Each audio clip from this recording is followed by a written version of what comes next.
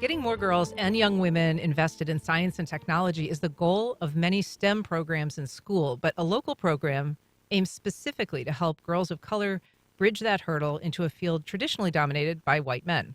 I'm joined now by the founder of a program designed to do that, ScienceSis. Erica, I've got you, Willie, thank you, and Mariah, a second grader at John E. Ford Elementary. Hey, Mariah. Hi. Hey, Erica. Hi. Thanks for being here. Appreciate Thanks for having us. So, Erica, you work in tech. What is it that you do, and how did you become interested in STEM in the first place? Yeah, so we can go back to maybe second grade, like Mariah.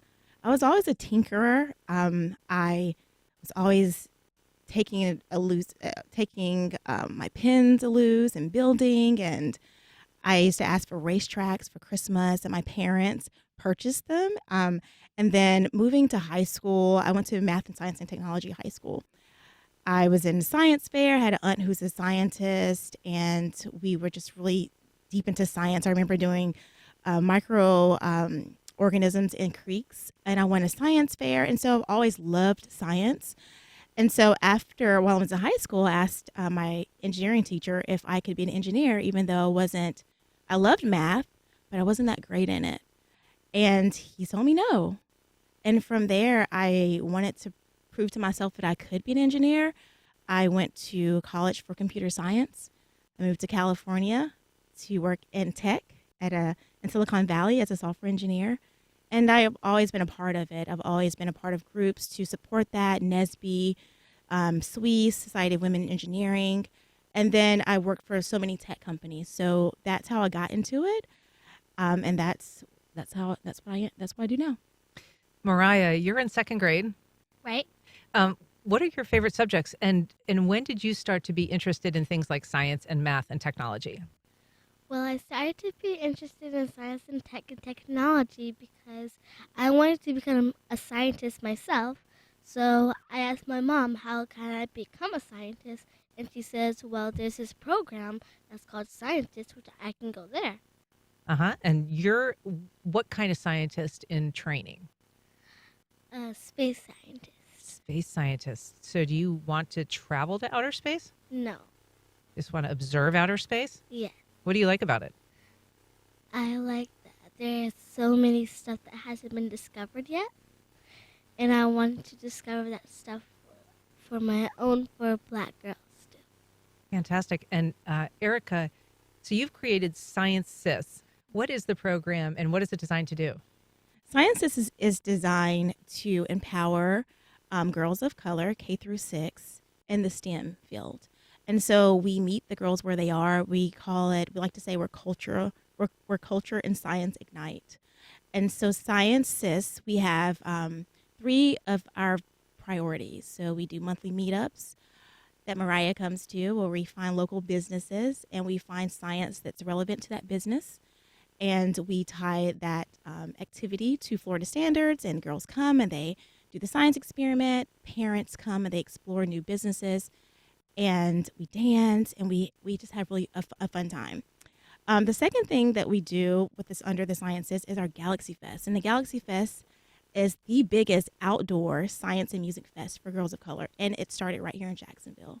Super fun. Super fun. So you've been to it before. Yes. All right. And the third thing is our Women in STEM. So we're having an event. The Mosh is one of the examples of that program. We like to showcase and spotlight local women who are working in the STEM field, and we want to connect those women with girls who aspire to be women in STEM. And so, Mariah, you attend these monthly programs. Tell us a little bit about what you enjoy about going. Well, I enjoy that we're doing new discoveries every time I come there, and I'm always in for something new. I gotcha. And this is there is a program coming up at Mosh this coming weekend? Next Tuesday. Next Tuesday, February the 27th, we're going to have a Women in STEM event at the Museum of Science and History. And it's from 5 to 8. You can find information on the Mosh's website. There's tickets there. But we are showcasing and spotlighting 8 trailblazers, local trailblazers from the Jacksonville area. And we're celebrating them. We're spotlighting them. and we're networking with other women. So part of that exhibit, we're going to spotlight the women of STEM.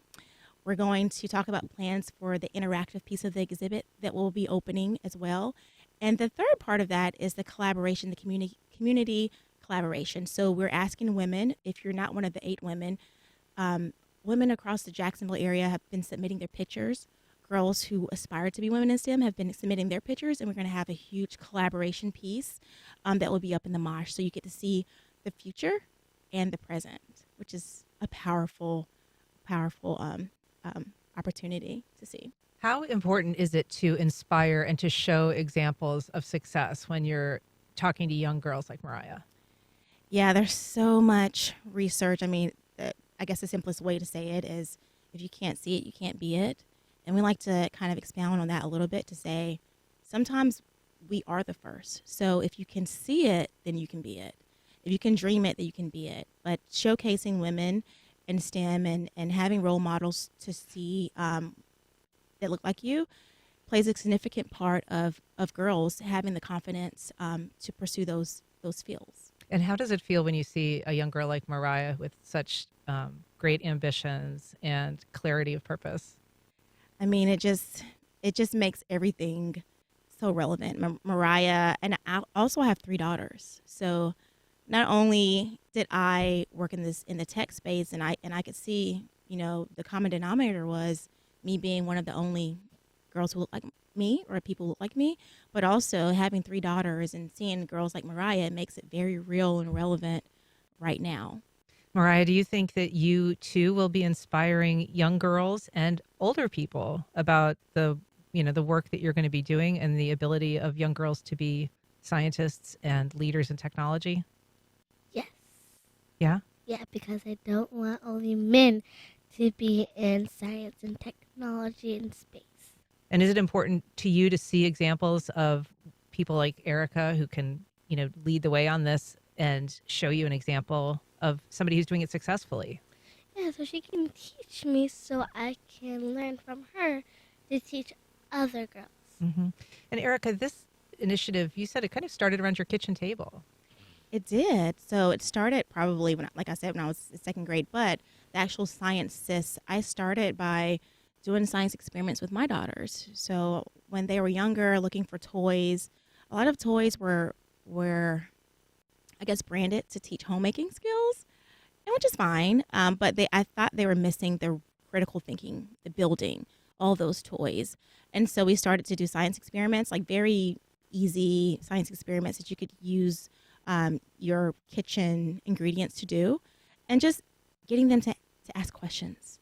And other parents saw that and they wanted to do that because sometimes it can be intimidating. You may want your daughter to be a part of STEM or even just have the option to do it, but it could be intimidating if you're not from that field. So I was making it very easy and I was sharing those videos, and then it was born from there. And even the Galaxy Fest, we had over 1,000 girls and families. I mean, walking through the park, seeing girls, watch science experiments on the stage, the climbing walls, the petting zoo, double dutch, the interactive tables, and to see that many girls doing that, and then the science behind every single piece of that, it was something so powerful to see. And mothers came to me after saying that, thank you so much, they've never experienced this. It just shows how needed it is and will be for the future. So over 1,000 families, we're having it again this year, the Galaxy Fest, and we're going to double that, but it's very important.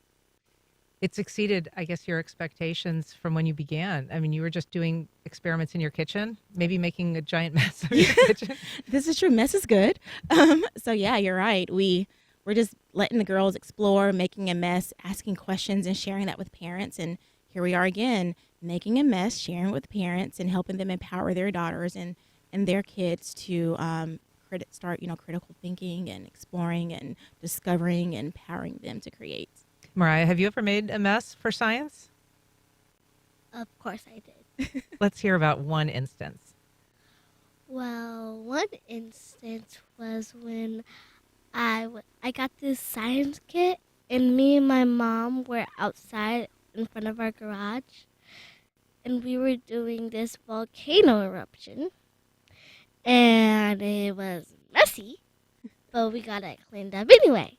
And it was amazing how the volcano reacted when we put everything that needed to go in there. That's excellent. Well, I love to see your enthusiasm, Mariah, Erica, Willie, and your creation of ScienceSis. It's so great. So how do people get involved? So people get involved. They can come to science, the Mosh event, the Women in Science Mosh event. They can visit our website. They can support by donating. They can volunteer. They can, continue to encourage women to be in STEM. There's so many ways, but visiting our website, coming to our events. And if they want to upload their own image, how do they do that? So if you want to upload your image, you can find that information on our Instagram or Facebook, and that is the ScienceSis. So at the ScienceSis, and that's TheScienceSis. So the science and then SIS. All right, terrific. Well, I've been talking to Eric Willie and second grade science lover Mariah. Thank you both so much for being here. Thank you for having us.